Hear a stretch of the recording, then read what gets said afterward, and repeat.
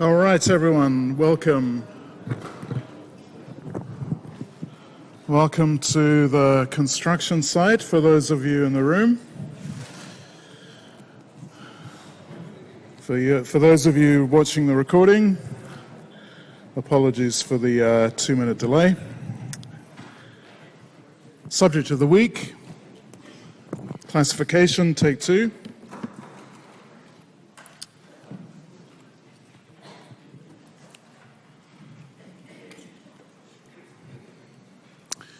So I want to start by talking about a very general and important idea mentioned last time, but we need to clarify what we mean. We're talking about inductive bias. Then we'll get into the famous Bayes theorem and explain and motivate its use in machine learning, mainly for classification. Certainly in this lecture for classification, although it's going to turn out that it's more generally used than classification. But for classification, there are a couple of inference modes that are really important. One is called MAP, the other is called ML. ML doesn't stand for machine learning. You may have seen those before, but we'll talk about what they mean for the two types of machine learning that we've seen so far. Then we will introduce an idea I hinted at last week, but we'll explain that in a bit more detail, which is called Bayes optimal classification. Then, and this is probably tomorrow, we will talk about a very widely used and useful practical application of these ideas called naive Bayes or simple Bayes or even idiot's Bayes. No one here is an idiot, so we won't use it in that sense. And you'll actually see that sense is pejorative because it's actually a very useful and easy to implement idea. And last but not least, I'll talk about a related but quite different approach called logistic regression. Again, you may have seen that. So, we have now spent some time on talking about classification, but we, I think, haven't really explained fundamentally what the framework for classification is or should be. Okay, I've noticed a typo in there. I thought I'd taken that out, but they keep coming back. A key issue is, what do we think that classification means, and when would we expect it to work and not work? When would it succeed, in other words? And probably more importantly for most of us in the room, can we use these ideas or this understanding, if we had it, to actually implement something practical and useful? So let's take a step back. Has anyone seen this quote before? Hands up. Someone? No? Someone must have seen this quote before. It's one of the most widely used quotes in this area of data science, machine learning, and so forth. Okay, so it's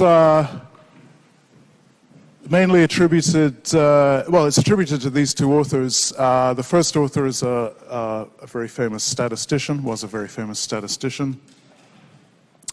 And it's deceptively simple, deceptively because it's a really powerful idea. So I'd like you to take this on board, and the key thing is how do you interpret it? So what does this mean? Well, So we're talking about models, machine learned or statistical. These guys are statisticians, so they were talking about statistical models. But a model is simply, as we've seen, something like a regression equation, a nearest neighbor rule. So the actual model itself can be quite different, right? So sometimes it's an explicit function that you can write down, like regression. And you can write that down in actually in many ways. We're going to see more kinds of models which, again, look, at least on the surface, quite different from things like regression or a nearest neighbor, of course. We don't have a model, or we don't have an explicit model. But we don't care about that here. What we care about is the statement that they're all wrong. And what is meant by that is that they're all approximations, right? So if a model is totally wrong, it's basically useless. Okay, so some of the models, hopefully, are not totally wrong, so they are useful. But we must never expect that they're the opposite of wrong, so totally correct. So what we're aiming for is a good approximation. It's still going to be wrong. The question is it useful? Now, obviously, that leaves another question, or it opens up another question. Well, useful to whom and for what? Is it useful to me? Maybe. Is it useful to you? Maybe not. Depends who we are, what we're trying to do, and on the basis of that question, we have this idea. So this idea, I think, is original to machine learning. I think the original formulator of this idea was Tom Mitchell, but it was an idea that several people sort of introduced around the same time. So the idea is inductive bias. Now, right up front, there's an issue. As with many terms in this area, we have the same word meaning different things, and we have different words meaning essentially the same thing, so go figure. So this is not the same as the bias in the bias variance decomposition. How do we understand bias in the bias variance decomposition? Anyone? Yes, excellent. So it's error, it's about error, and explicitly it's the difference between the real value, if we knew what that was, well, we do on the training data, but in general, and the predicted value. So inductive bias is a bias. So bias just means, like, you know, you do things in a particular way, and the bias in the bias variance means that, well, the algorithm has decided to do things in a certain way, and that is different from the target function. So the inductive bias idea is just about, well, you know, how we do things. So inductive bias is a combination of assumptions and restrictions which are placed on the models and the algorithms that are used. So inductive bias is partly or often majorly a human or an engineering decision, but there's an important, which then goes into the algorithms, but there's an important aspect of this. So what it means is that you are, well, if you're going to succeed at machine learning problem, we talked about what that was last time, then you need to assure yourself of one thing before everything else, and that is that the thing you're looking for, what we're calling the target function, is actually findable by the algorithm that you use. So that means that the algorithm and the assumptions behind it are appropriate for the task that you're trying to solve. Right? So if you look back at last week, we had a problem and we had a task, and we specified in a fairly general way what that means. So the task is to solve the problem using an algorithm and basically fitting that to data. And if you look at machine learning tools like, well, let's say scikit-learn, which you're all familiar with, that's explicit in the process, right? So you pick a you pick an algorithm, or you may pick a few, and then you have a data set, and then you decide, okay, this is how we set up the data set. That corresponds with how the algorithm expects to see the data, and then you fit the algorithm to the data, and then you should evaluate it. So that sort of cycle is an expression of inductive bias. So when you do that, when you start up a notebook, or you start up your editor, or whatever you're trying to do, or it could be a big project that you're trying to do with a team of people, essentially you're going to make the set of decisions that correspond to what we're calling inductive bias. Now that's the first sense of inductive bias, and actually, I think people tend to forget that a bit. But the reason it's important is that when you make those decisions, baked into the algorithms that you choose in those steps is another sort of all those assumptions pushed down another level to the implementation. So there's some decisions about the target function, and then, as I said, baked into the algorithm is, we're going to look for this kind of way to represent the target function. So, for example, any algorithm that you can think of, either one that's already been implemented or one that you can come up with, will have some form of inductive bias. If you're just thinking about it, idly while you're gazing up at the stars, you'd think, well, wouldn't it be cool if I had an algorithm like did this? The inductive bias there is probably quite small, right? Because you're being ambitious, you're thinking, oh, it'd be great if I could do this. By the time you get to implement it, usually the inductive bias is more considerably involved, because you have to, design the thing and engineer it, and you pretty quickly find out that some things are too inefficient or just won't work. And by that time, you've got a lot more assumptions and constraints and stuff baked in. Right, so the whole game ultimately is knowing that there is such a thing as inductive bias that you have to consider, knowing what the inductive bias is that an algorithm has, or an algorithm that's already been implemented has, or something you're going to implement, and then making the appropriate choice, right? So choosing an algorithm based on the inductive bias that's appropriate for the task. And the problem is, it's not always easy when someone else has implemented an algorithm, or if you've come to a class like this or any other class online, to know exactly what the inductive bias of any algorithm is. So what's the inductive bias of linear regression? Anyone? Whether or not you've looked at the slides, can anyone tell me what you think the inductive bias is for linear regression?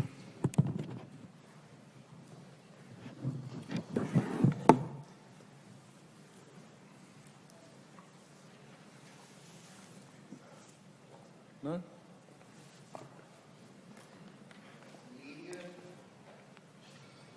So, sorry, I didn't hear. Come again? Who said that?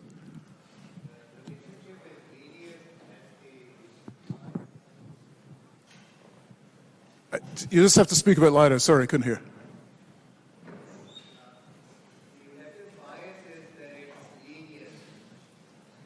Linear, yes. Sorry, my bad. Okay. Anyone else? No, that's certainly not wrong. Certainly not wrong. There's some more stuff you could say, though. Anyone else, quickly? No? Go on, don't be shy. We're all friends here. No? Okay. What about... I've left a couple of placeholders. What about nearest neighbor? Inductive bias of nearest neighbor? You want to go again? Any ideas?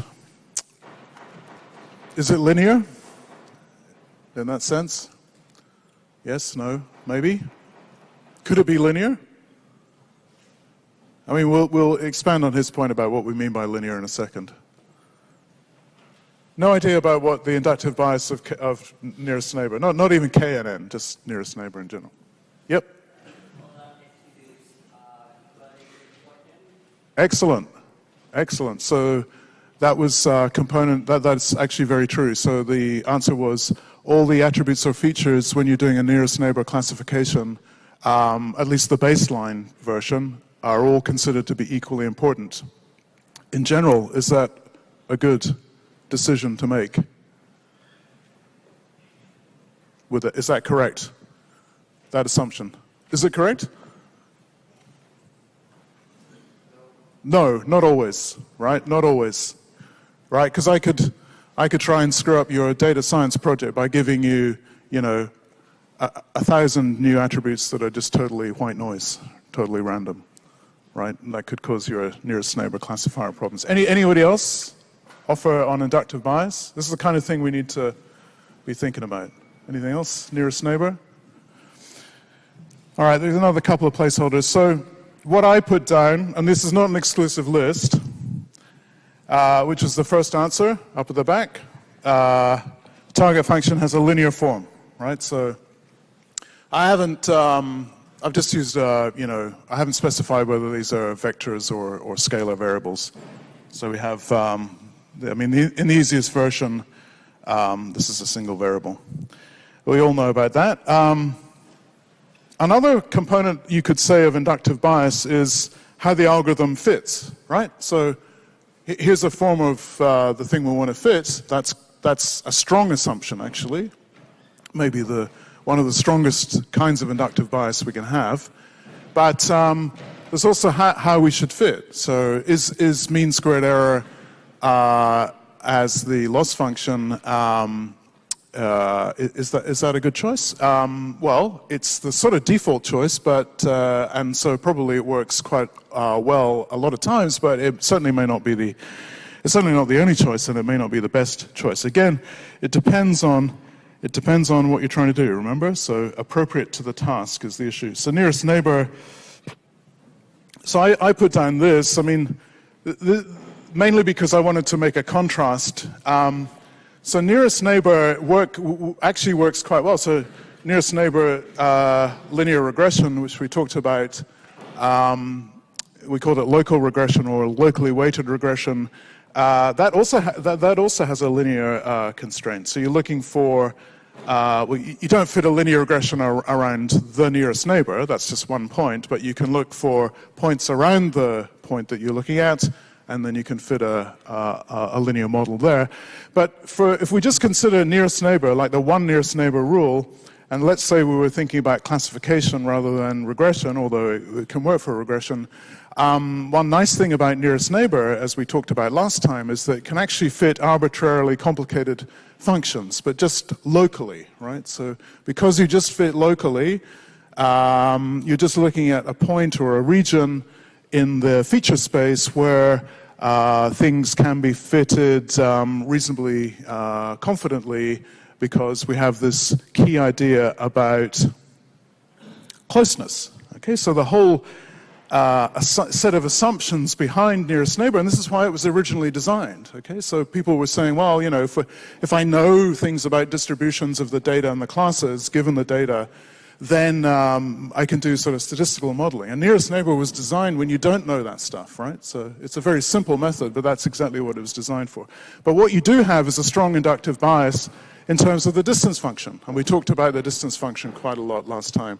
So, again, the default is Euclidean distance, but you don't have to do that. But if you make a decision not to do that, then you're applying what? What are you doing? You're changing the what? If you come along to me and say, here's the problem, I was thinking about using nearest neighbor, and I say, great, what distance function were you going to use? And you said, Euclidean distance, and I'd noticed something about the data set, and I said, no, that's not a good idea. Why don't you use a different distance function? What am I suggesting to you to do? I'm suggesting you to what? Change the inductive bias, yes. So you can change the inductive bias, and you should always be considering, is this the appropriate inductive bias? And when you're designing algorithms, you should definitely be thinking about the inductive bias. Now, you might think you don't have to. You don't have to, because these days we've got lots of computing power, we've got lots of memory, lots of money to pay for computing power. We don't care about the environment, so we'll just run these GPUs and they'll use up a lot of energy. Don't do that. But actually, it turns out that even if you had vast computing resources at your disposal, you still need to consider inductive bias, because there are certain results, and we'll get to those at the end of the course, there are certain results that show even if you try and eliminate as much inductive bias as possible, so like you say, I don't want to constrain the algorithm at all, there are still some things that you need to take care of, because it becomes so hard to learn anything without inductive bias. Okay, so I'm not going to say any more about that at the moment. One more thing I will say is that what you would really like is a framework for learning algorithms with a way in which you can represent the inductive bias to not only the algorithm, so you could imagine having a general kind of algorithmic component, and a lot of the deep learning languages or probabilistic programming languages are moving in this direction, but they're not there yet. So ideally you should have it very clearly specified what the inductive bias is, and you know, in a way that we can read and understand and the machine can use. And we should also be able to quantify, I think, the uncertainty in this inductive bias. So, for example, how strongly do we believe that the kind of things that we're looking for are learnable in this framework?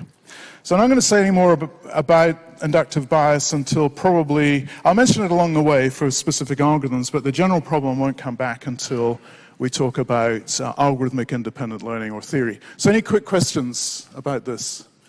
Is it clear what we mean by inductive bias? I haven't given you any mathematical definitions, but hopefully the intuitive idea is clear. Any questions, or it's all clear? You don't agree with it? You think it's a waste of time? No? Are we all good? Okay, excellent. All right, so so I just put up some requirements or it would be nice to have on that list. And it would be nice to have, like I said, a declarative specification of the bias. And also I mentioned uncertainty. I didn't really say what I meant by that. So what I'm trying to set up here is that in terms of the frameworks that currently exist to do this specification of inductive bias, I think it's safe to say that only one or two actually are even close to sort of meeting that bill. And the one I want to talk about today is one of those, and that's the probabilistic approach, and more specifically the Bayesian approach to machine learning. So if we think about the kind of specifications that we've done for algorithms so far, what we've done, I mean, we've only looked at this for 2 weeks, but already I think you can see the pattern. So we say, well, here's the learning problem. You know, we're trying to approximate such and such a function, and the model that we learn when we fit that to data is going to be the thing we use to predict, so either for regression or classification. So we said, well, these models are all wrong, but some of them are useful. But what we didn't say is where this sort of mathematical modeling can be somehow quantified in terms of how wrong it is. Even it would be great if we could talk about how useful it is, but that sort of comes with this framework.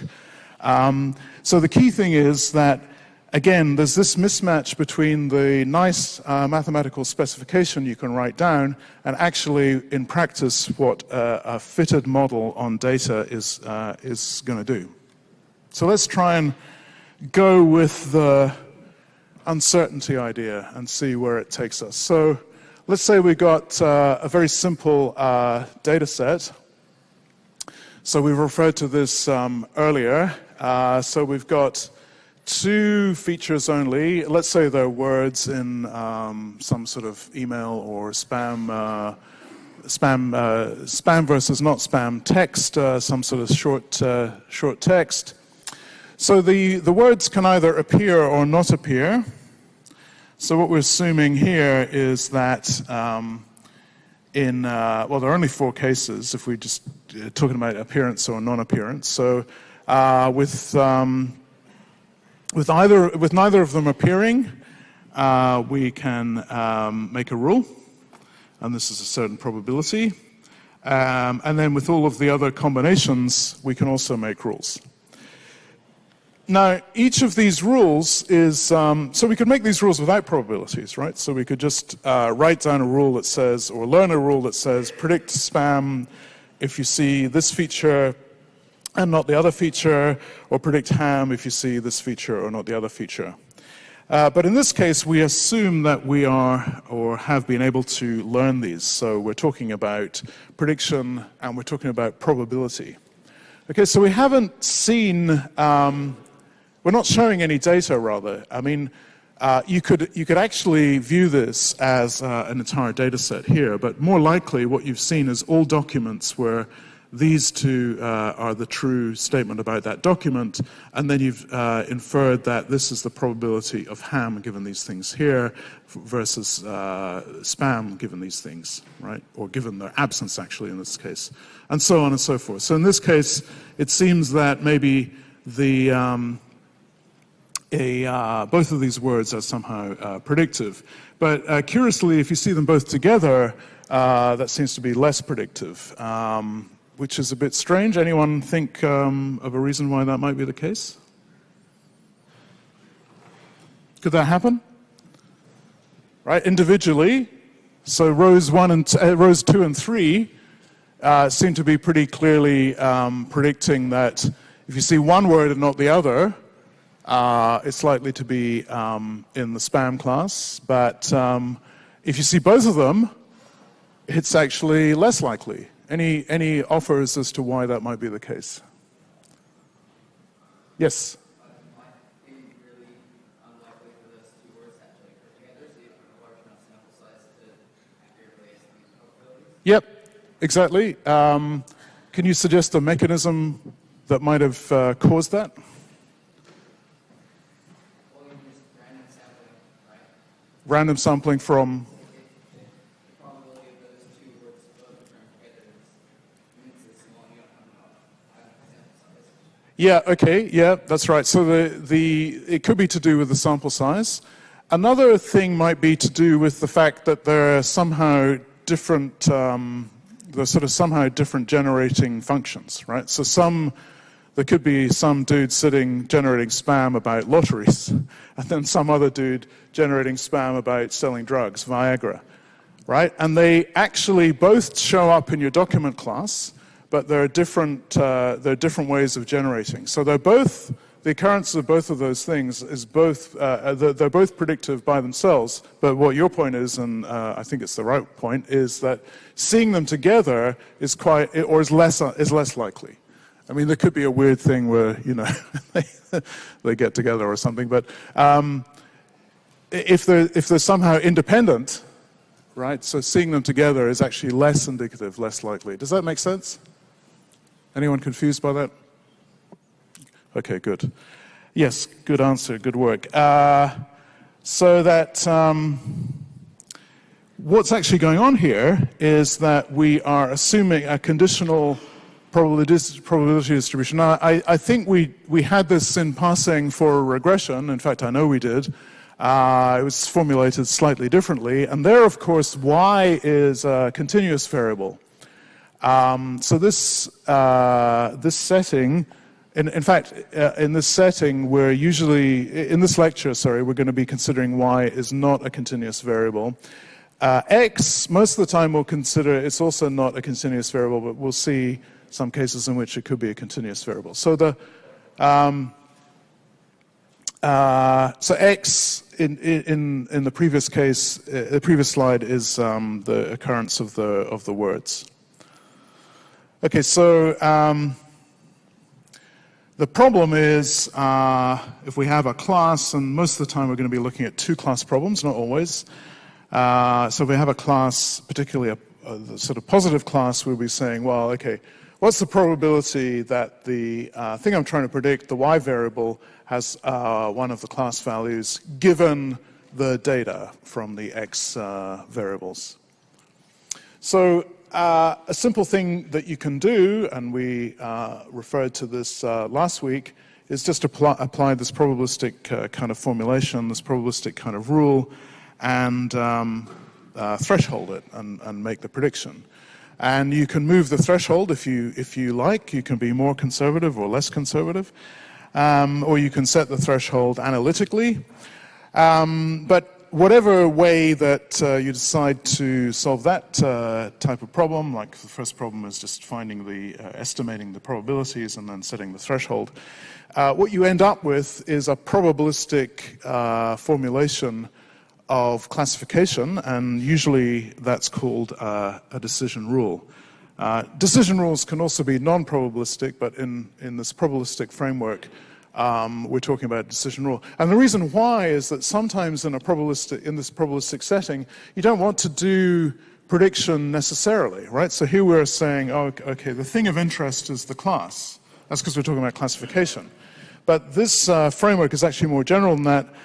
So you could be saying, well, what's the joint distribution, right? So what is the probability of seeing spam and lottery and Viagra or whatever it is, just all together? And you could be trying to estimate the entire joint distribution.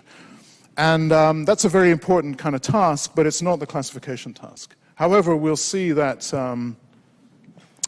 we'll see later on that you can, in fact, interrelate those two kinds of tasks in a pretty straightforward way.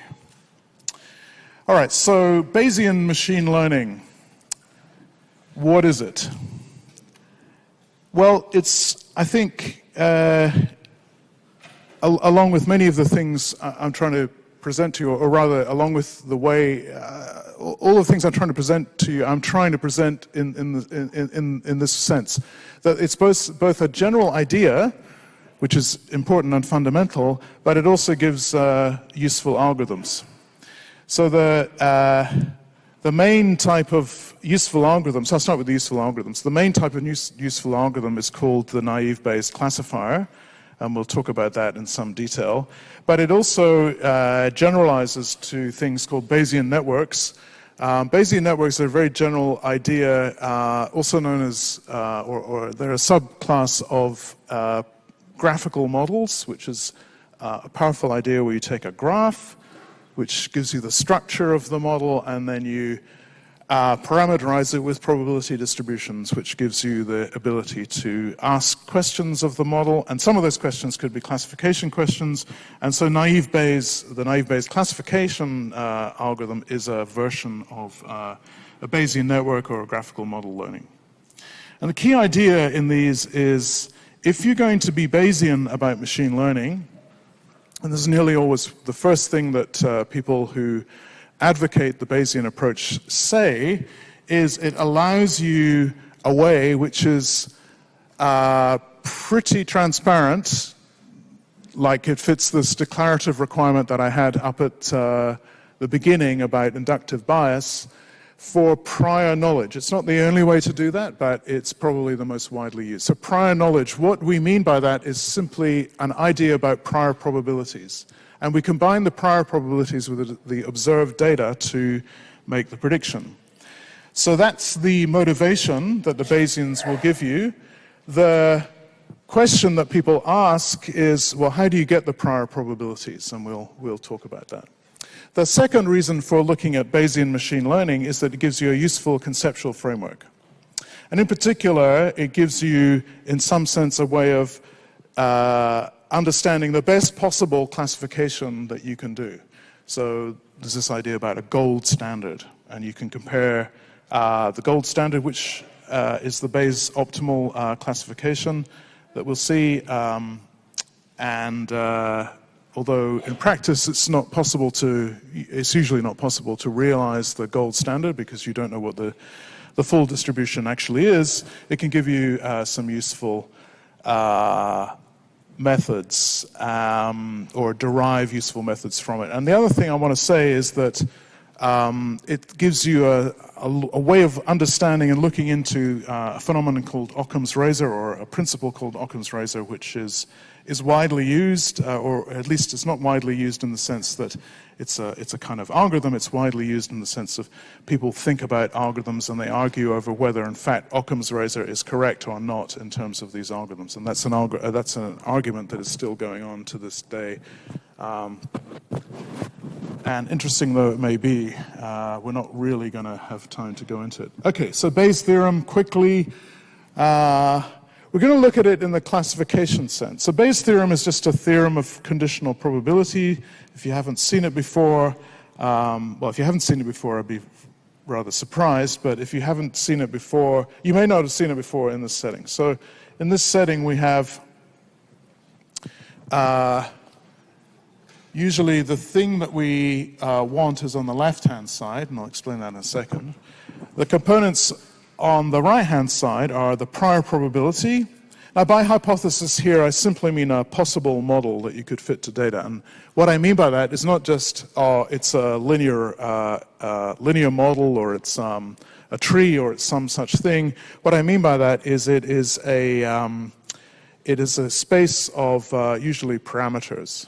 Okay, so you could include structure in the hypothesis, but it'll work just as well if you have a fixed structure, like a particular kind of equation, and what you're looking for is the coefficients. So the hypothesis here can be both of those things. But it might be easier just to think of it as probabilities for something like a classification. So then we have another component, so that's this thing here, the prior on the hypothesis. Then we have another component, the prior on the data. Now this is usually a little bit hard to sort of conceptualize, or what does it mean to have a prior probability on training data? Training data is training data. Someone gave you training data. What does it mean to have a prior probability? Well, in some cases, that can be a meaningful thing. More usually, people just skip that and they ignore it in various ways, which we'll outline. So the thing that people are usually most interested in is this thing here, which is the thing on the left-hand side. So if we think about D as the data set, in particular the training data, but not always just the training data, and H is a class, a classification. Let's say we could have a multi-class problem, or we could just have a binary class problem. So it's the probability of one of those classes given the data. There's one thing that's missing, and it's this interesting term over here, which, if you've ever derived Bayes' theorem, is just straightforward because you're just talking about conditional probabilities. But if you haven't, you might think, well, what is that about? Well, it is just a mathematical artifact in some sense, but when you think about it in terms of machine learning, it's actually probably the most interesting component of this theorem.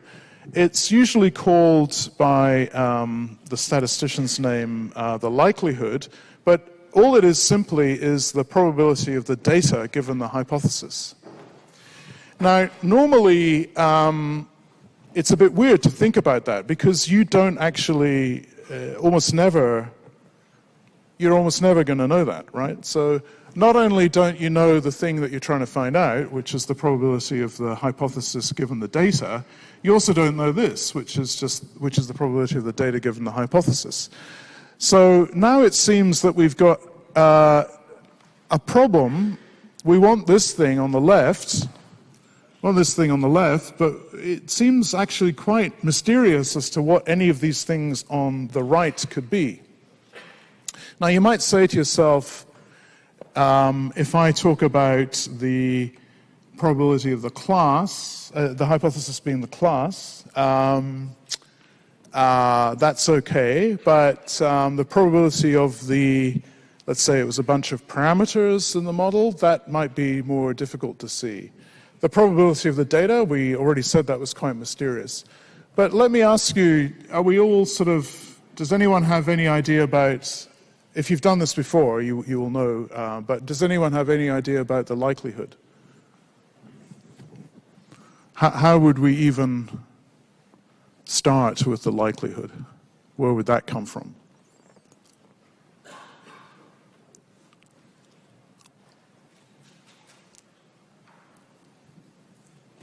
Well, where does spam email come from, or spam SMSs? Where do they come from? No one knows, right? Well, someone or some, oh, yeah, sorry, go ahead.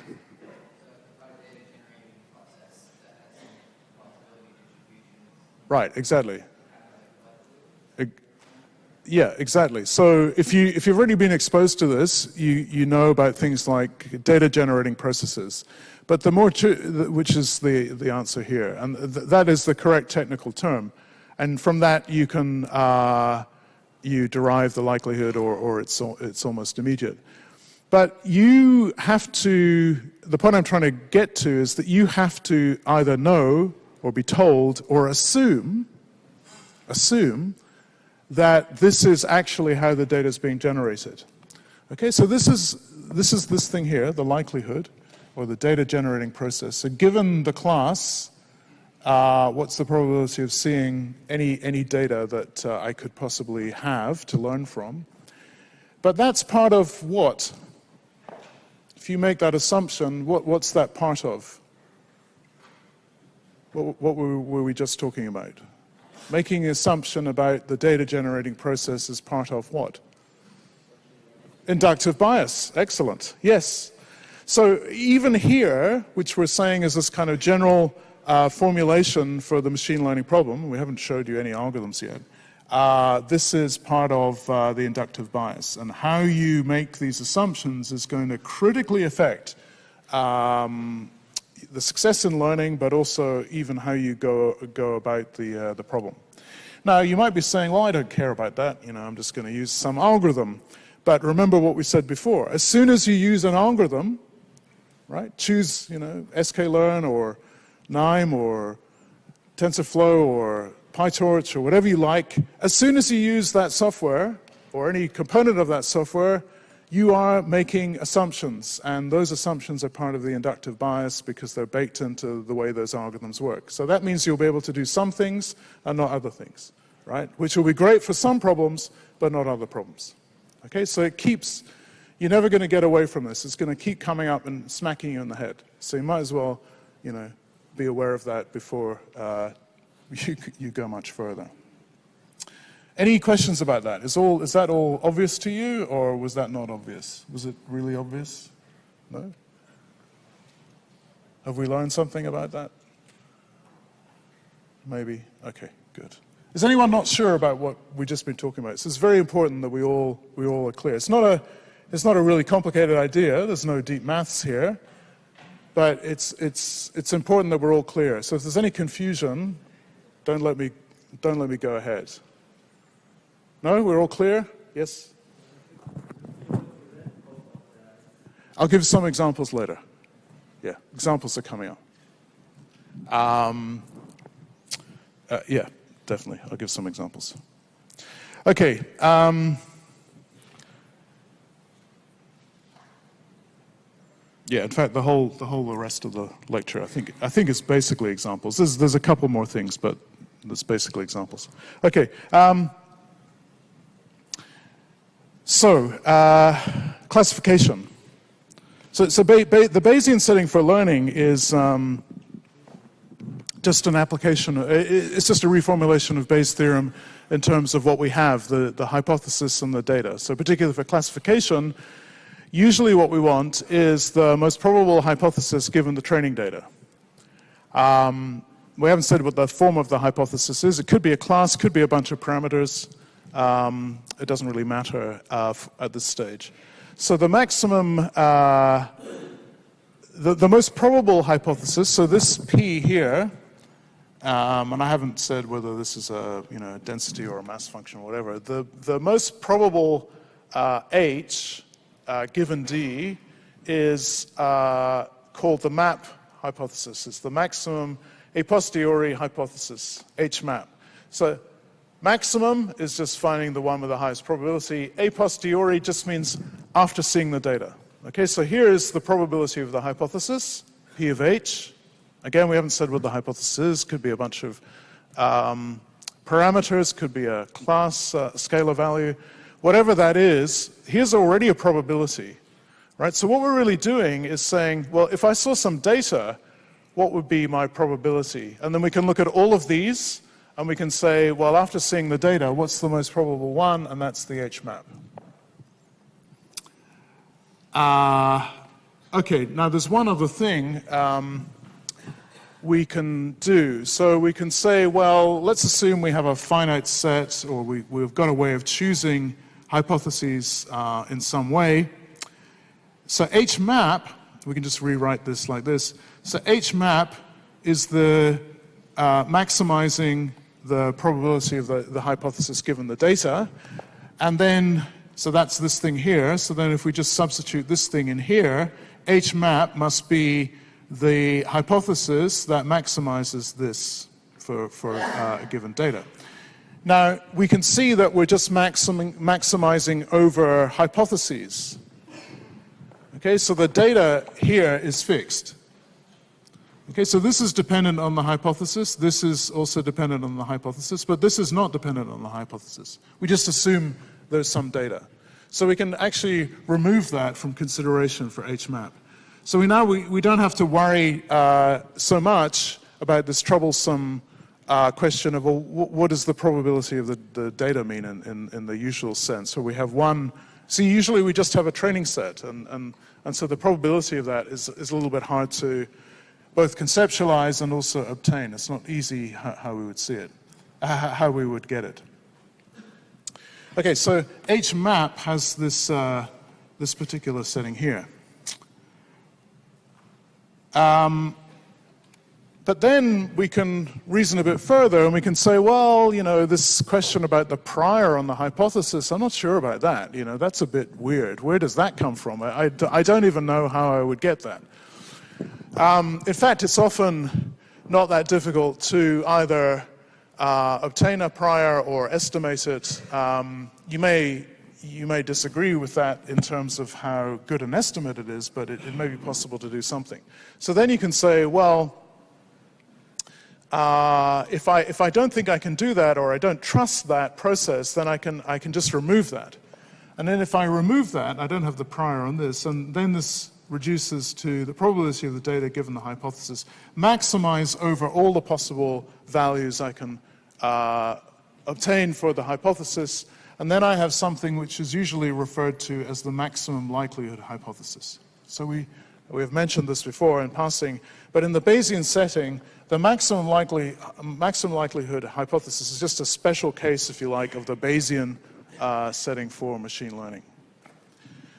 And we'll actually see there's some nice ways we can use that. And how are we doing? Okay, let me just go through a quick example for Bayes' theorem. And then we'll have a short break for breathing and revitalization. Okay, so there are lots of these things in the literature. I'm sure you may have seen something like this before, but anyway, let's just go through it. So just a straightforward application of Bayes' theorem, trying to apply it in the way that we imagine could be done in terms of hypothesis prediction, given some data. So there's actually no machine learning here, but there is a hypothesis and there is some evidence. So just running through this, so there's a patient, there's a test, and there's a result of the test, and it comes back positive. Now the test is used when trying to diagnose a disease, in this case some variant of cancer.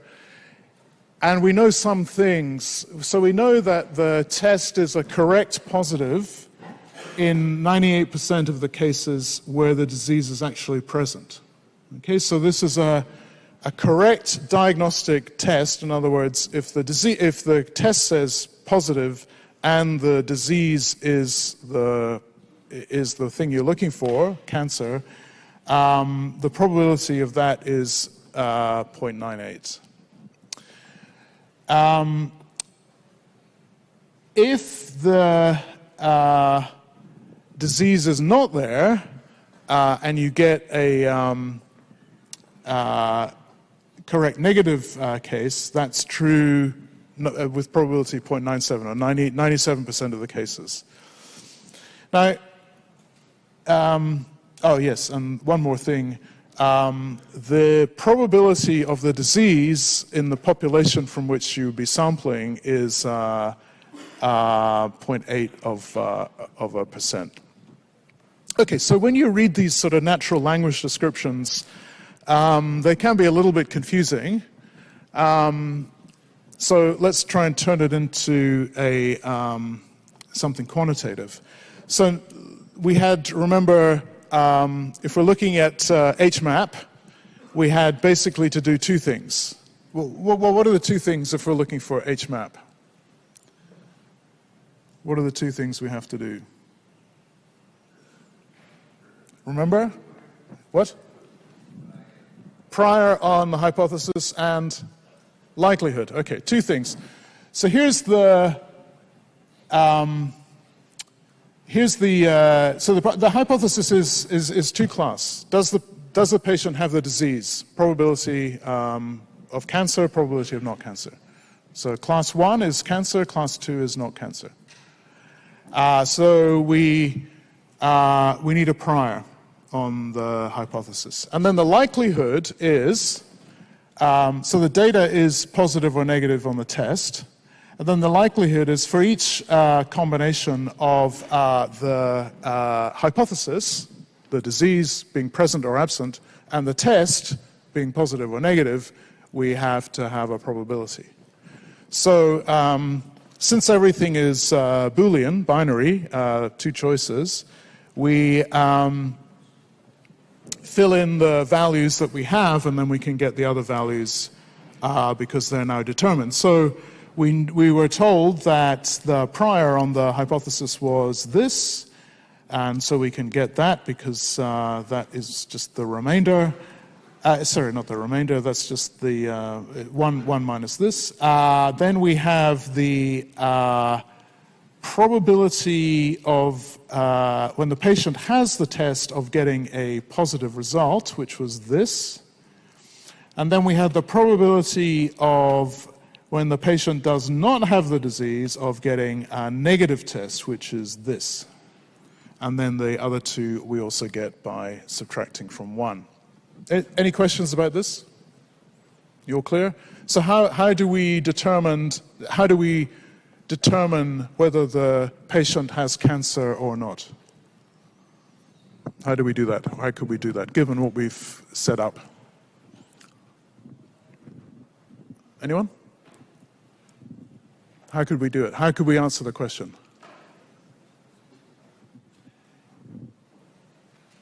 Yeah? Pick the one what?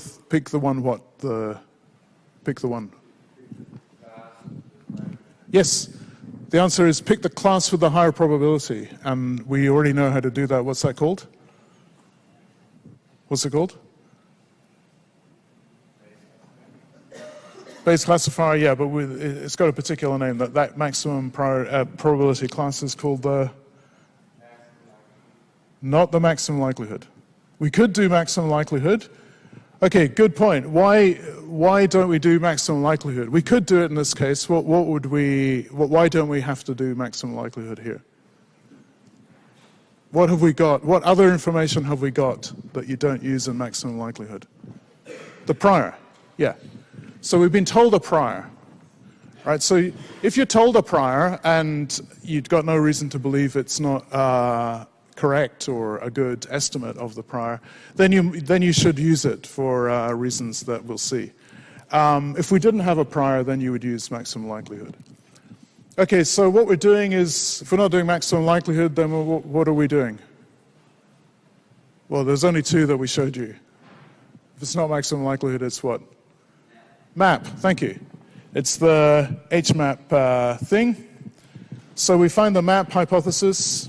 And remember, the MAP is just, the AP is just a posteriori after seeing the data. So here we have it, and if you look back, you'll see all we have to do is, well,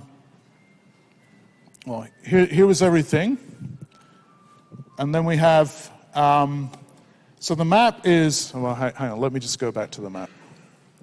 So here's the map, right? So it's the probability of the hypothesis times the probability of the data given the hypothesis, iterate over all of the possible hypotheses. We only have 2 here, so we can do that, and then pick the maximum, which is what was said over here. So that's what we're doing, and so we just plug that in. So the first situation is, well, we look at, well, we've only got 2 hypotheses. Right, so we've only got 2 things to look at. So the first time is, well, let's suppose, so we say, well, what if the hypothesis was cancer? So the probability of that is the prior times the likelihood. So the likelihood is seeing a positive test. Oh, why are we just looking at positive tests? Come again? Someone said the answer. Sorry, it's very noisy down here. I can't really always hear you. Excellent. That's the data, right? We've got 1 data point. Patient showed up, got a positive test, right? So we're trying to say, well, what's the most probable diagnosis? What's the most probable prediction? Good work. Okay, so we've only got one data point. So here's the data point. So we now know, we just have to go through for the 2 possible hypotheses. So first hypothesis, there's the prior, there's the likelihood, and we've got those numbers. Check back if you're not sure, and then we get that. Then here's the alternative hypothesis. We've got the number for that, and here's the probability of seeing the data that we saw given the other hypothesis. So we're doing a what if. That's the key idea. What if it was this? Apply the likelihood times the prior. What if it was that times the likelihood? Apply the likelihood times the prior. Pick the maximum. So HMAP must be what? What's HMAP? Not cancer. Yes. Okay, so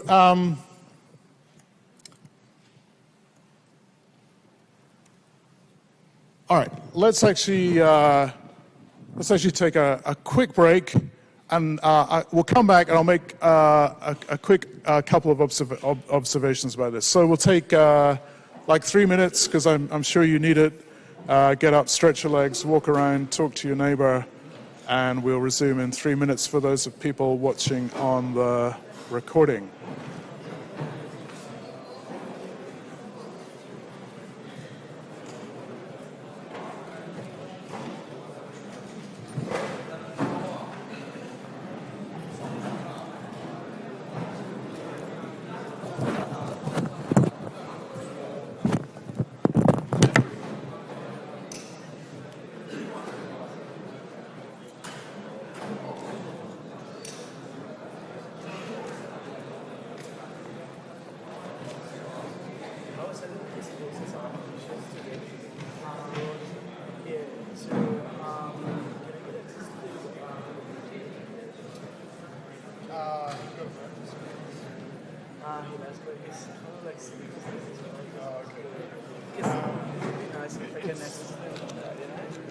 Let me, do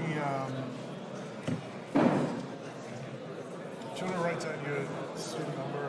Or yeah. I can send it in email. I sent it in email as well. Yeah. I can write it down for you. You want me to write it down? Yeah.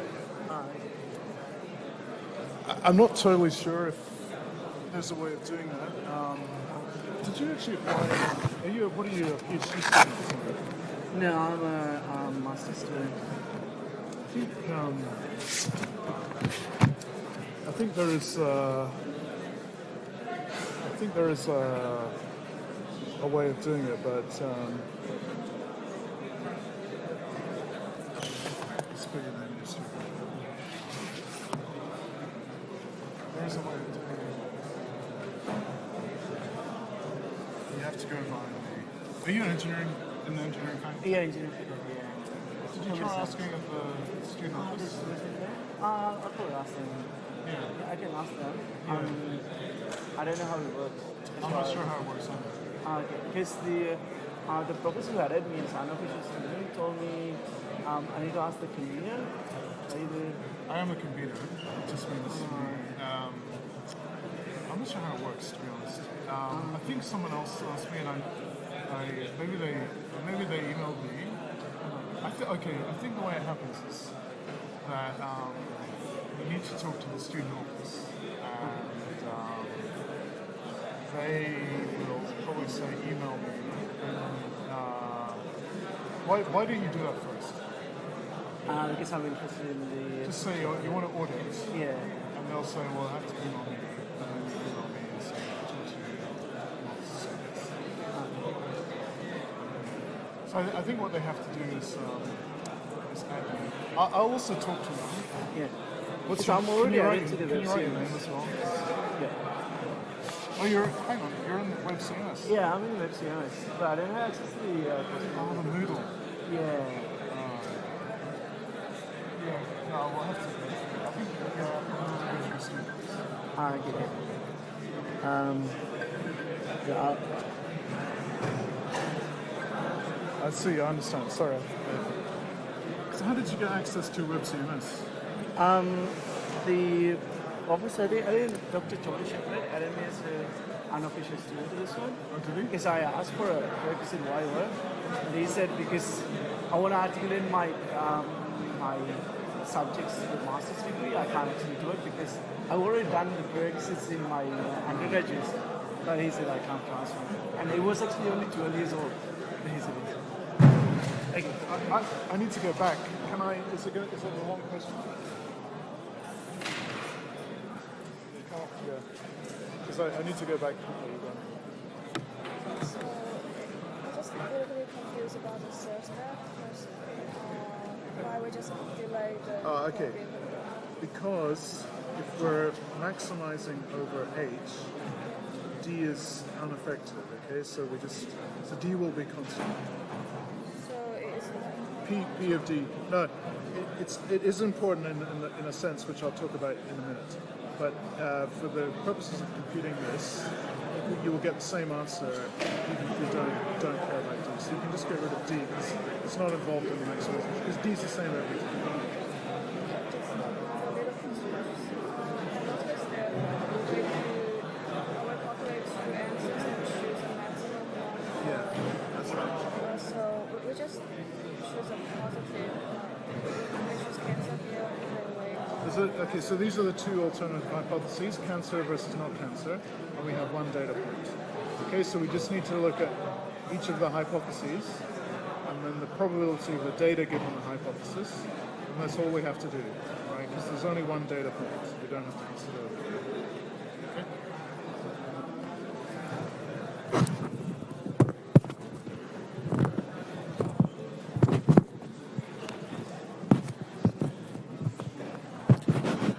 Okay? Okay.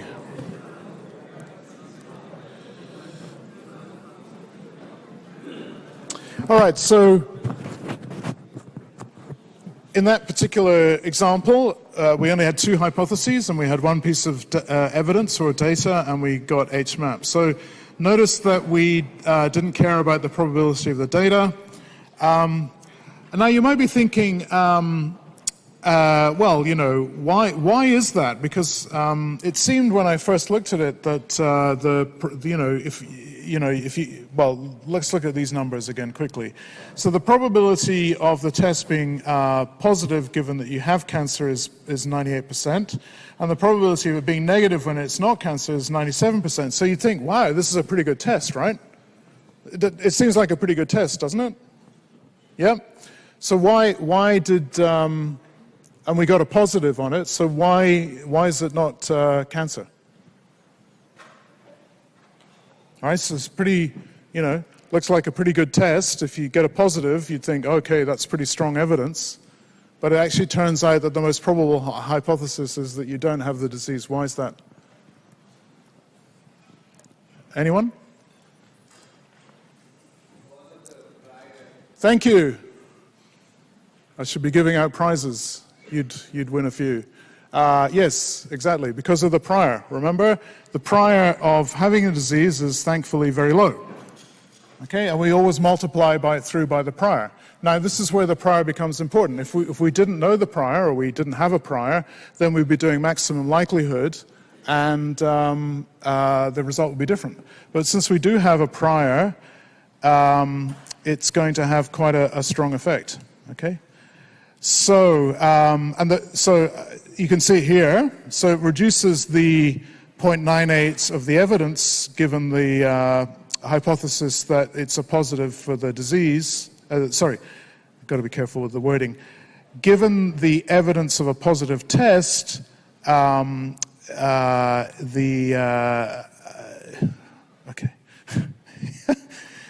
It's much easier to just write it down in the formula. Given given the hypothesis that you have the disease, the probability of having a positive test is high, but the prior really reduces that. Okay, and also given the fact that you don't have the disease, the chance of getting a positive test is quite low. That's 1 minus the other likelihood that we had.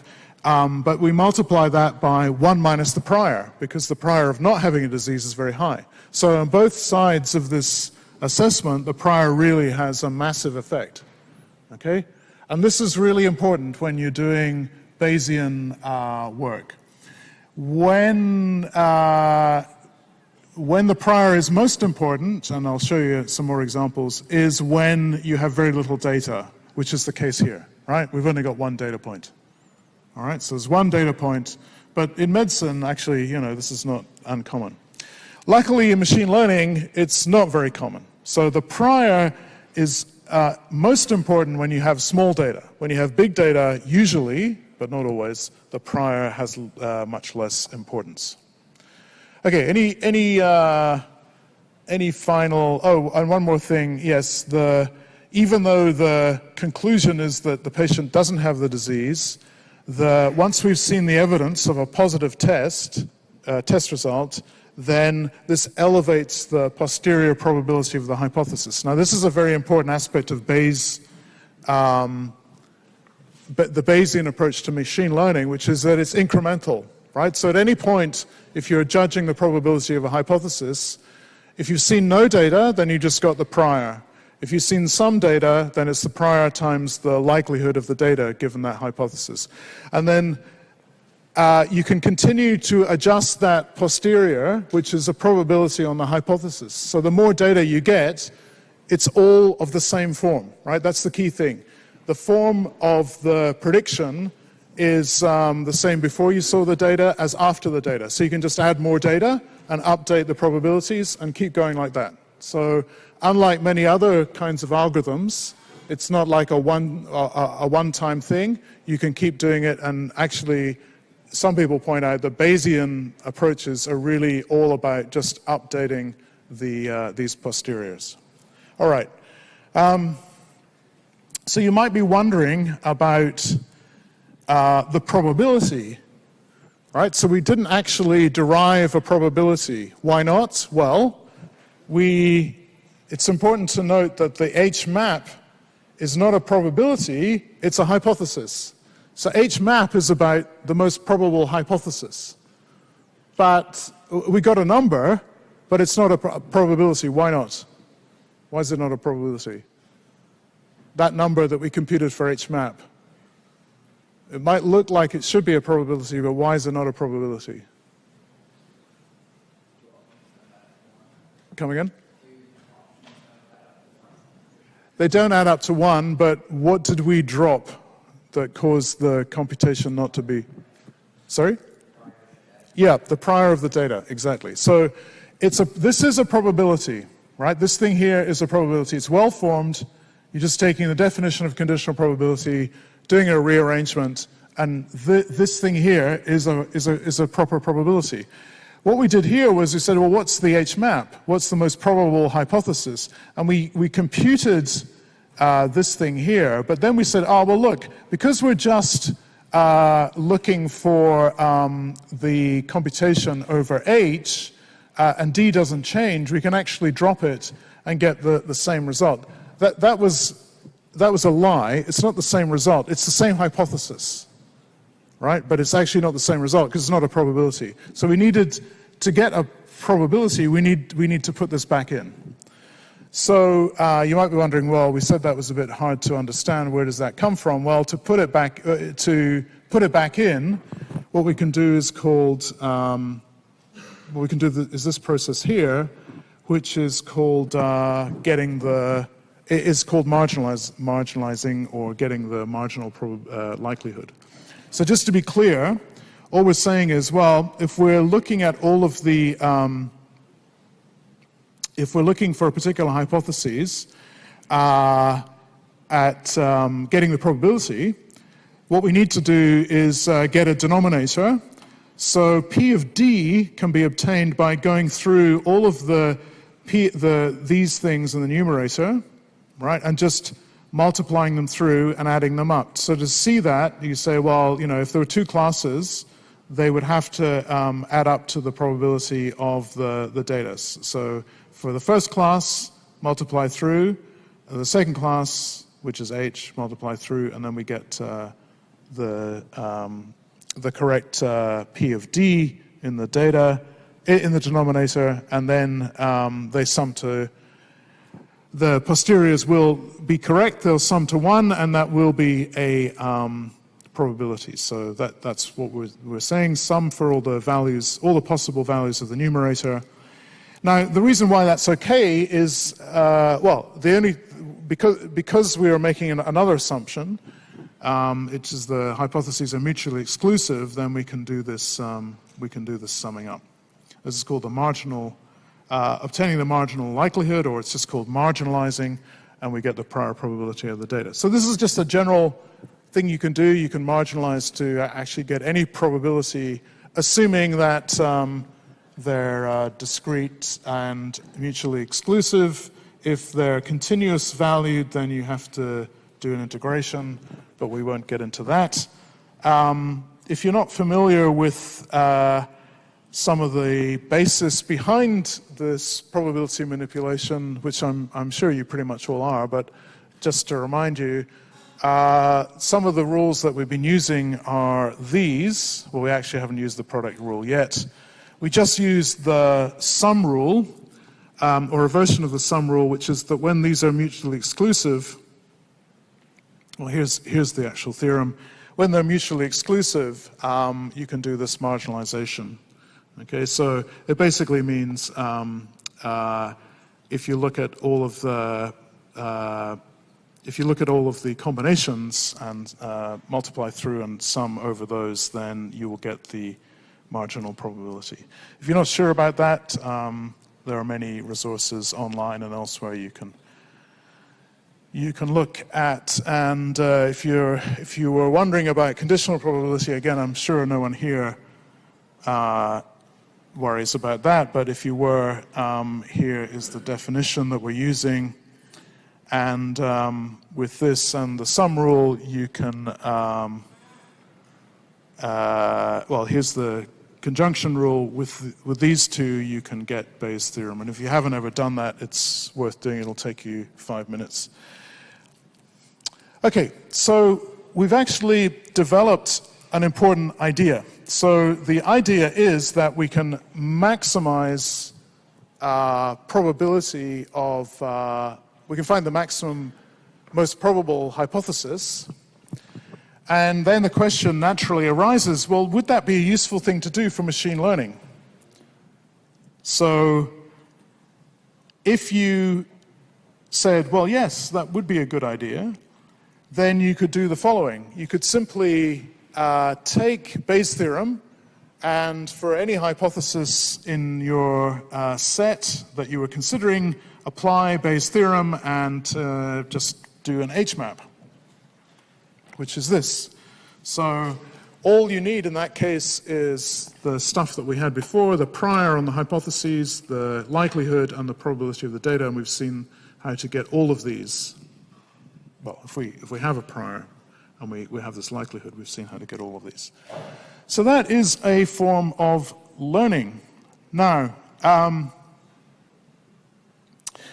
we can ask the question, is this actually a method that you could use? And the answer is, well, what do you think the answer is? Do you think this would be a potentially useful way of doing learning?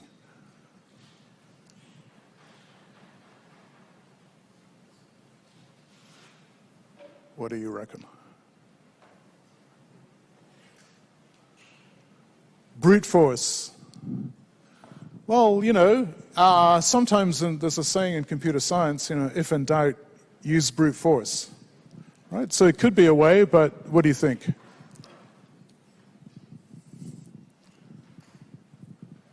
What do you think? Don't think anything?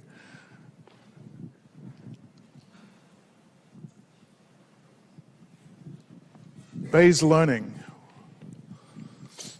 Well, what would be some problems with this, or what would be? Well, let's be positive. What would be an advantage of this if you could do it?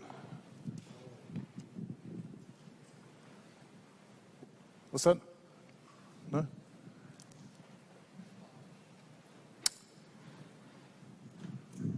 Well, is this a good idea, finding the most probable hypothesis? Surely it's a good idea, right? Well, I think it's a good idea. What would be some of the problems? What would be some of the downsides?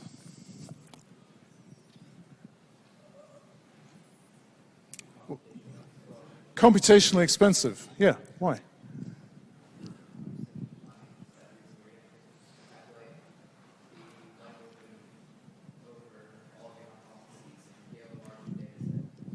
Yeah, exactly. So you've got to compute all of these probabilities for all of the data.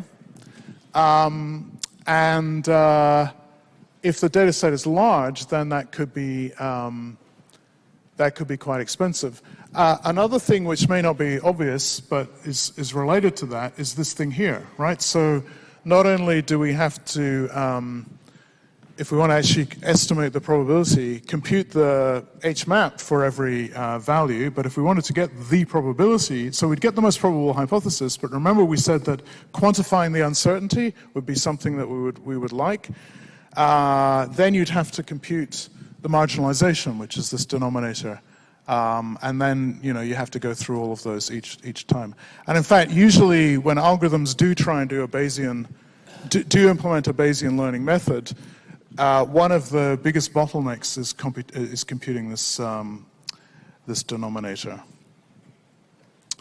Okay, so it could work, but there may be some problems. So let's actually try and analyze a couple of examples. So the first one is what is called concept learning, which is just Boolean binary classification. Okay, so we talked about this last time.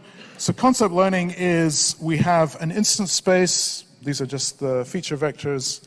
A hypothesis space, let's say the classes, and training examples of those. Now there's an idea called the version space, which is simply the set of classes, or rules I should say, decision rules which are consistent or have no error on the data. Now, this is clearly an idealized setting, right? Because in general, all models are wrong. So the idea of having a zero error classification rule or decision rule is not going to happen. Or if it does happen, you should be suspicious, or it's not interesting. It's not an interesting rule. But this is just a theoretical framework for us to look at examples of this stuff. So in that case, what would Bayes' rule do for the map hypothesis? So for classification or concept learning, we're going to fix the set of instances, so just some x's. Now, we'll just assume that the data, just to make things easy, is the set of classifications for the data, because the data is not going to change. So it's these, the function outputs, so, you know, yes, no, high, low, cancer, not cancer, that kind of thing. Now, to make it more straightforward, we're also going to assume a uniform prior distribution on the hypotheses. And that means that the prior is simply the size of the hypothesis space. So this is really all possible decision rules. Okay, so all possible rules of the form, if I see the word Viagra and if I see the word lottery, then I predict spam, right? That's what a rule is, a decision rule, like just in our example before. And then we're going to, the one sort of tricky thing, and we alluded to this before because we said, okay, there has to be an idea about a data generating mechanism, or where, how does this data get how does this data get into our data set if it was in this class versus how does our data get into this data set if it was in this other class? So it's this likelihood thing. And usually this is the most difficult thing in Bayesian machine learning. You have to come up with a plausible likelihood function, and that's a very strong form of inductive bias. But anyway, let's try and do it. So for concept learning, in this rather idealized example, we'll just say the probability is 1 if the hypothesis is consistent with the data, so the decision rule basically is complete and correct for all of those classifications. So in other words, whenever it is spam, my decision rule says it is spam, and vice versa. So kind of like the most simple likelihood function you could imagine. And if that's not the case, then it's 0. So I have a decision rule like this. So now I can plug this in. Now, I'm not going to go through the full derivation, but if you plug these numbers in, you'll see that the probability of the hypothesis given the data is 1 over this thing here. So remember the version space, where did I say the version space? I had it somewhere. Where is it? Yeah. The version space, remember, is the set of all consistent or zero error classification rules. So we said, by definition, we just defined it for convenience, that the probability is 1 for all and only the rules in the version space. That's what this means. So the probability is going to be 1 over the size of the version space if it's consistent. And if you're not sure about that, just multiply through by the likelihood and the prior. And it's going to be 0 otherwise.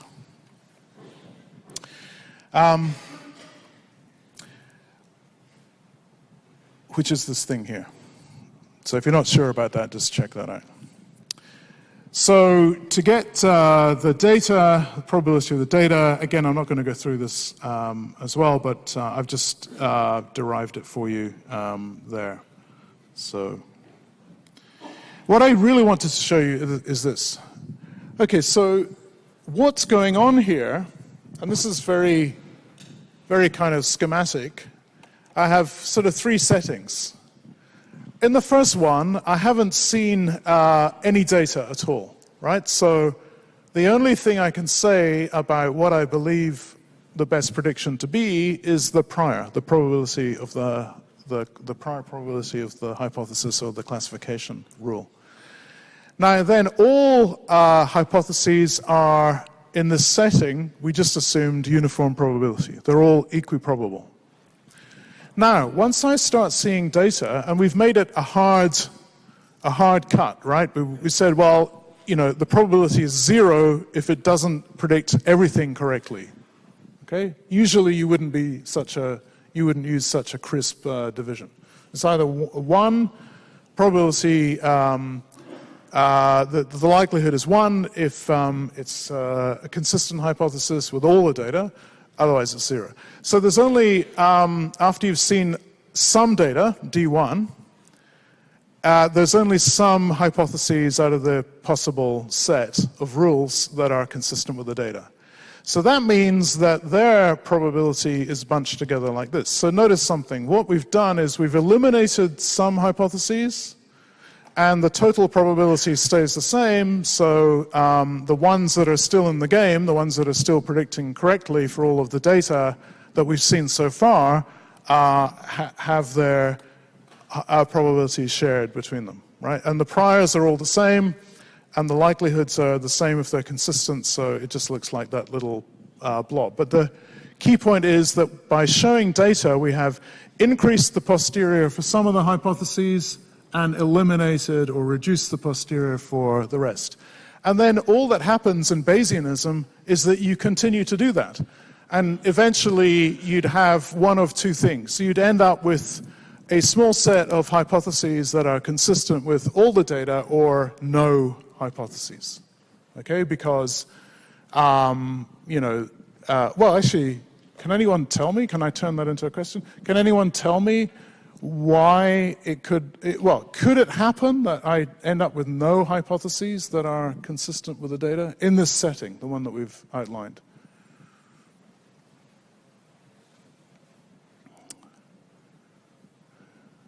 Here's a clue. I didn't tell you the answer to that question. What I've told you so far doesn't preclude that possibility. But what do you think? All right, in the interest of time, I'll just say, the answer is yes, that could happen. But there's an assumption that we've made that would mean that this continues to rise and there will be a non-empty set of hypotheses for which they are consistent with any data. And that assumption is an important assumption. We'll talk about it later. It's that assuming that the target function is in the hypothesis space. Right? So that's equivalent to, with linear regression, saying, well, yes, I believe that this data was generated by a linear function, and I'm going to try and fit a linear function to the data, and that will be a good approximation.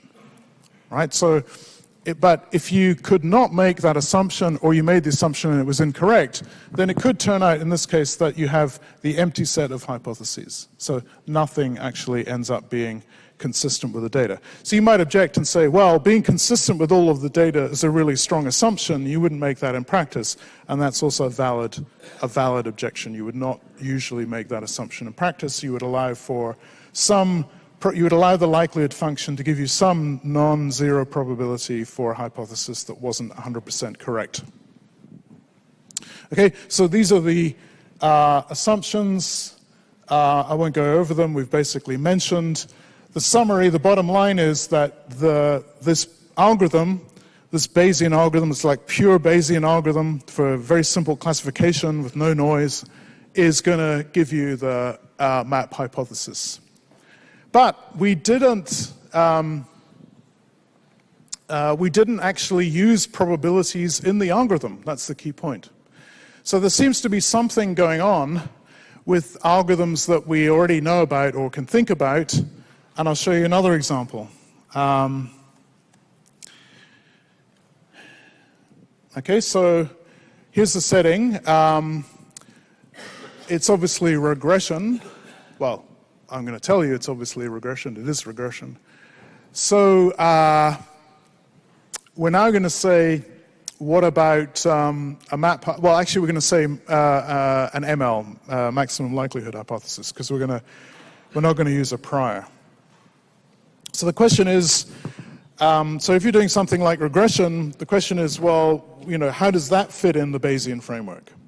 So, I mean, this is there's a whole area called Bayesian linear regression, but we don't have time to go into that. What I'm going to try and show you is, again, with some assumptions, you can see the Bayesian, you can see the linear regression method that we've talked about as a Bayesian method. In the Bayesian framework we set up, just exactly the same. The only thing we're not going to do is a map, we're going to do an ML. So just to be clear, what we're talking about is that we have a target function, and we're trying to fit it, and we have some data.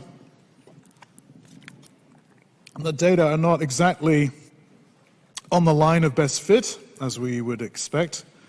So this is an extension from the concept learning thing where everything had to fit precisely, or it had it had zero likelihood. We're not going to do that here. We're going to allow for some errors, and you can see an error here. So it's the distance from the distance of the point from the line. Okay, that's the setup. Yeah, so noisy data this time. So we've relaxed that assumption.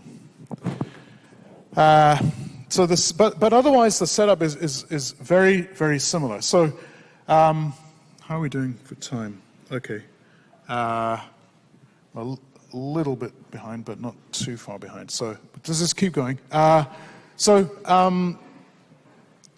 We have a target function, linear. We have data. So the training examples here are now labeled with a data. So X is just as before, but this time instead of a classification, remember we had C of X, now we've got this D.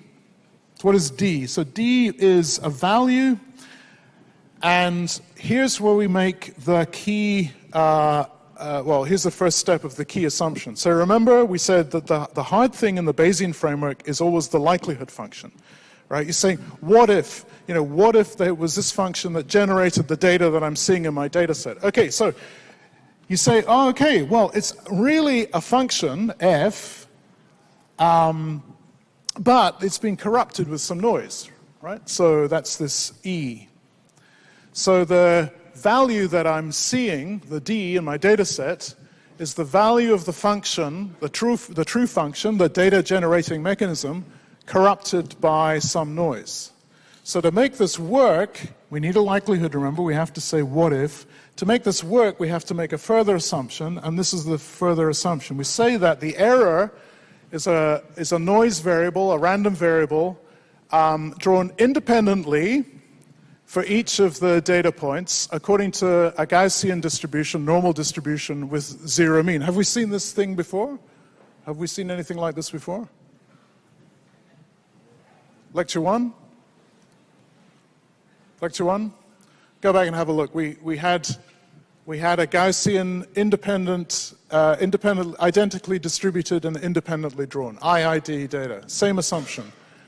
Okay, so the Gaussian, but we basically didn't ignore, we basically ignored the noise back in lecture 1. We're not going to ignore the noise here. So we're going to say Gaussian distributed means 0. So that means I take the actual value of the function, the hidden target function, and center it on that function, and then with probability, according to this Gaussian distribution, I add a value.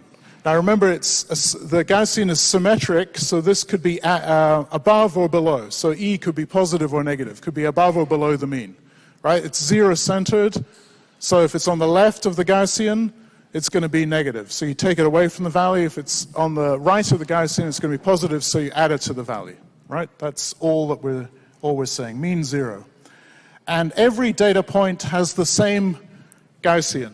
Parameters of a Gaussian distribution are just the mean, which is 0, and the standard deviation. So in fact, the only parameter of this is the standard deviation. Okay, so now the claim is going to be that the maximum likelihood hypothesis, HML, is the hypothesis that fits the data in our data set, our training set, according to a criterion which minimizes the sum of squared errors.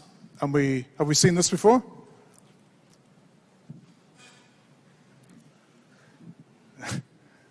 Yes. We have seen this before. Okay, so nothing new here except that we've done the likelihood function assumption. Anyone not sure at this stage what's going on? What are you talking about? All good? It's clear what we're doing? Not sure? Okay, let's continue. You can always come back to me. All right. So in this example,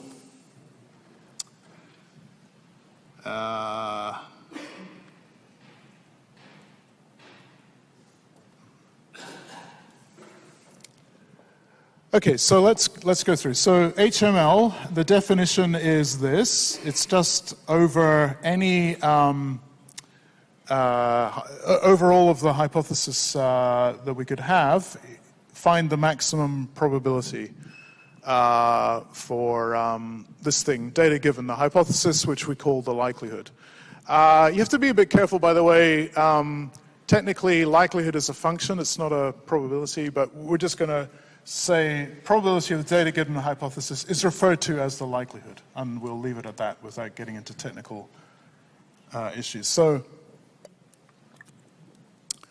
we can, because we say they're all independently drawn, we can say that the probability, so big D is the whole data set, and little di is an individual data point. So we can say that we can break down the likelihood of the data given the hypothesis to the product of each data point given, the probability of each data point given the hypothesis. That's a very widely used assumption, which is based on this independence. And then a further part of the setup that we did is to make the Gaussian assumption. So then we say that di, remember, was equal to f plus the Gaussian noise.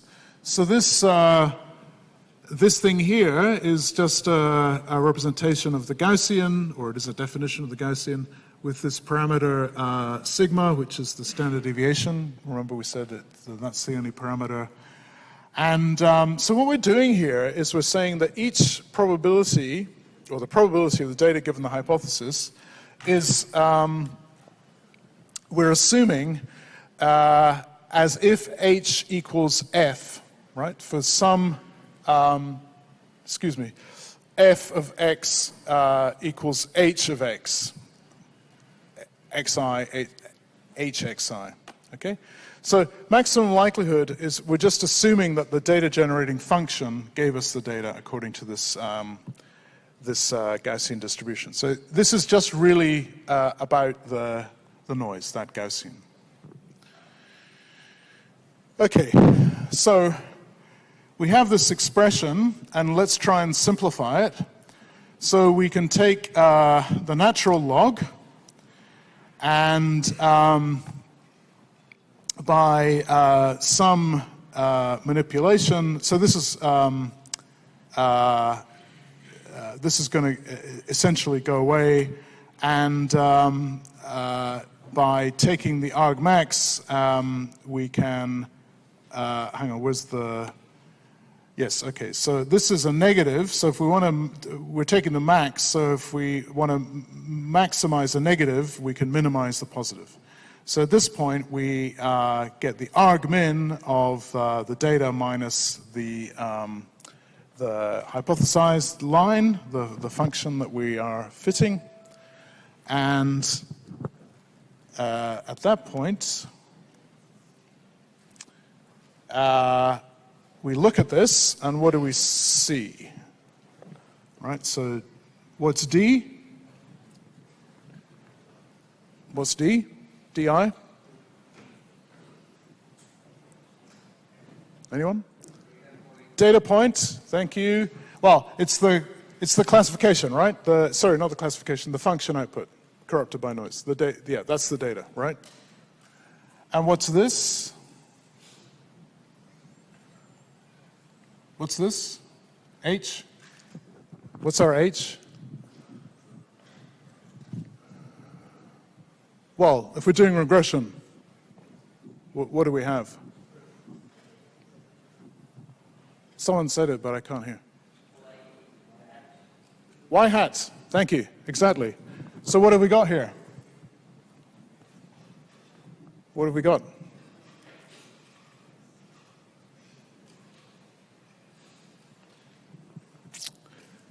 Well, it's the sum of squared errors, right?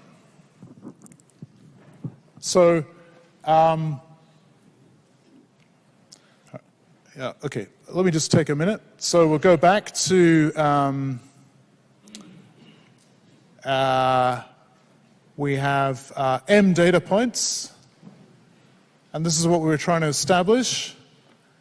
So the data is this, what we see in our data set is f of xi plus e of I, the error according to that Gaussian distribution. So that's what we see in the data set, and this is the line of best fit that we've done using linear regression, and or some other, it doesn't have to be linear regression, it could be any function fitting. But if we have these assumptions, then this is the maximum likelihood hypothesis, which is this thing here. Okay, any questions about this?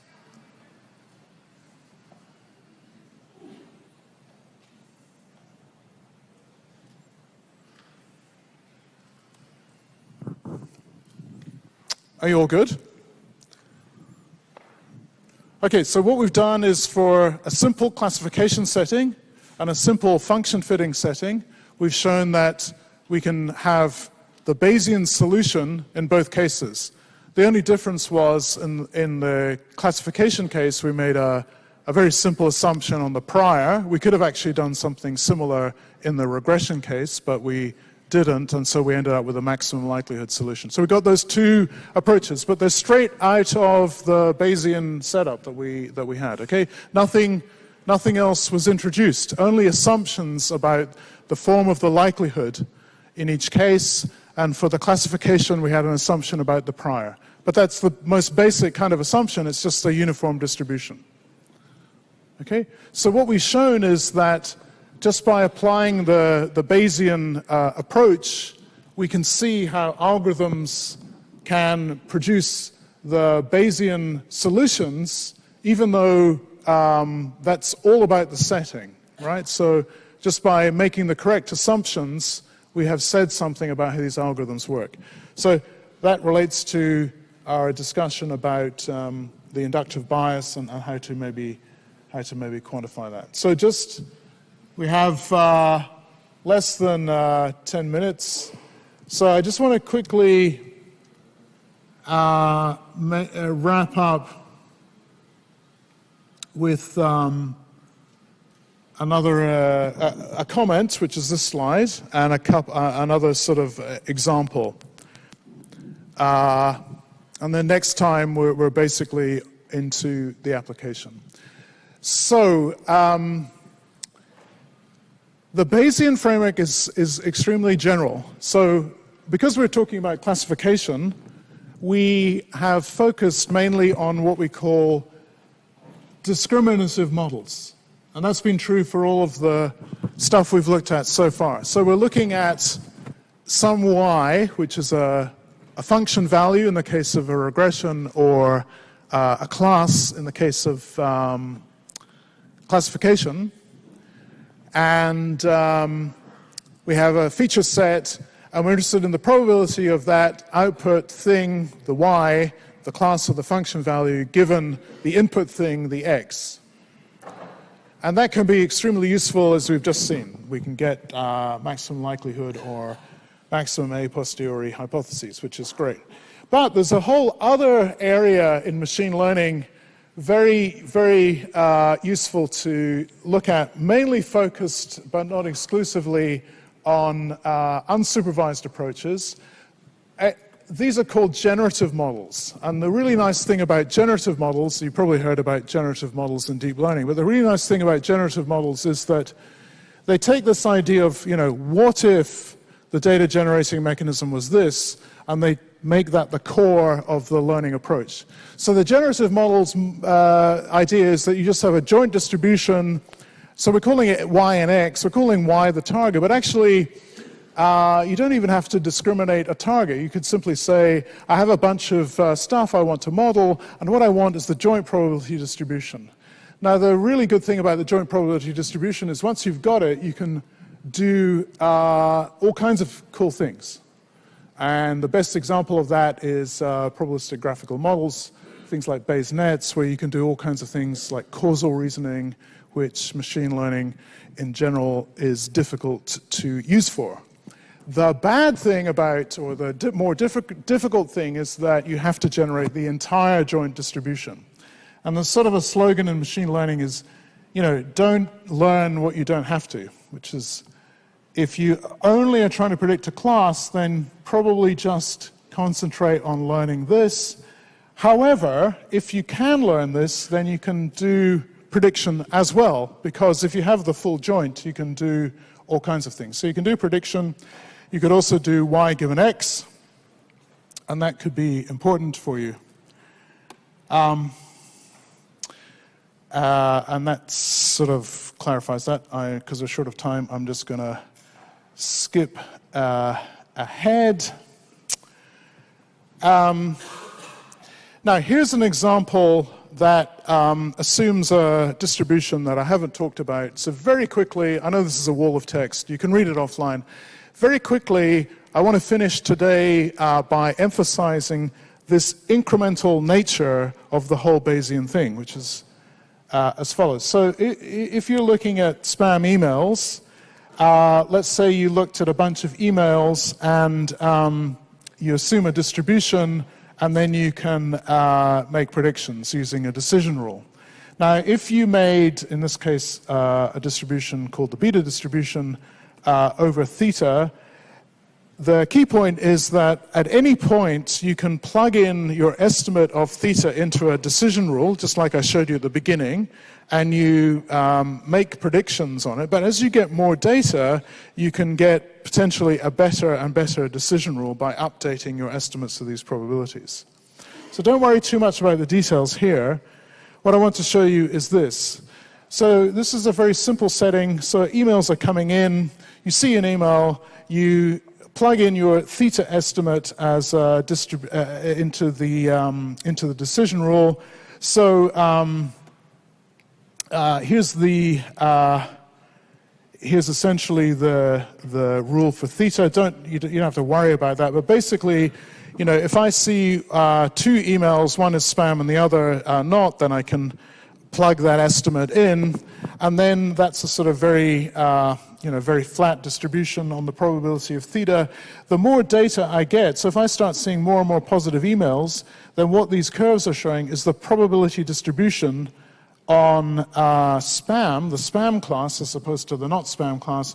And here's the first one, here's the second one, and third one. And by the time I've seen up to about 10 of these emails, or some small number, where they were all positive after the first, my distribution is starting to become a lot more focused. Now, the shape of the distribution is not important. That will change depending on the rule. The point is the updating and the increase in focus, and hence, we hope, a higher probability decision rule leading to better decisions. Okay, that looks like time up on the recording, so that's time up on the lecture for today.